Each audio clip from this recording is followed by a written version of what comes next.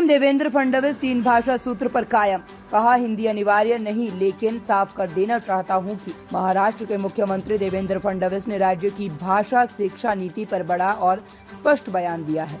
एक news channel को दिए इंटरव्यू में उन्होंने कहा कि त्रिभाषा फॉर्मूला महाराष्ट्र में 100% लागू होगा। ये बयान ऐसे समय में आया है जब कुछ सप्ताह पहले राज्य सरकार ने वह विवादित सरकारी आदेश यानी कि GR वापस लिया था, जिसमें हिंदी को तीसरी अनिवार्य भाषा बनाने का प्रस्ताव था।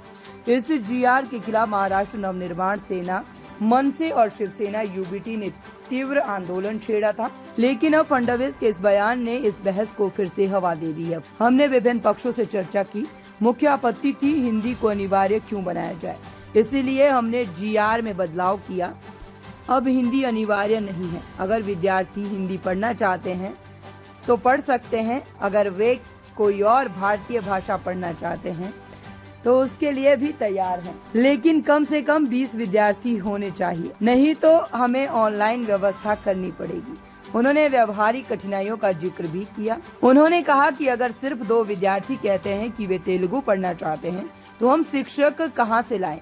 लेकिन फिर सवाल खड़ा हुआ, कक्षा 3 से क्यों, कक्षा 6 से क्यों नहीं। फडणवीस ने कहा कि ये हमारे लिए कोई प्रतिष्ठा का मुद्दा नहीं है, लेकिन मैं साफ कर रहा हूँ कि त्रिभाषा नीति महाराष्ट्र में लागू होगी। कक्षा 1 से शुरू होगी या बाद में, ये एक समिति तय करेगी, लेकिन हम इसे 100% लागू करेंगे। उन्होंने उन पर भी तंज कसा जो विचारधारा के नाम पर इसका विरोध कर रहे हैं। उन्होंने कहा, मुझे इस मानसिकता से आपत्ति है जो अंग्रेजी के लिए रेड कारपेट बिछाती है, लेकिन भारतीय भाषाओं को ठुकराती है। भारतीय भाषाओं के विरोध को मैं सहन नहीं करूंगा।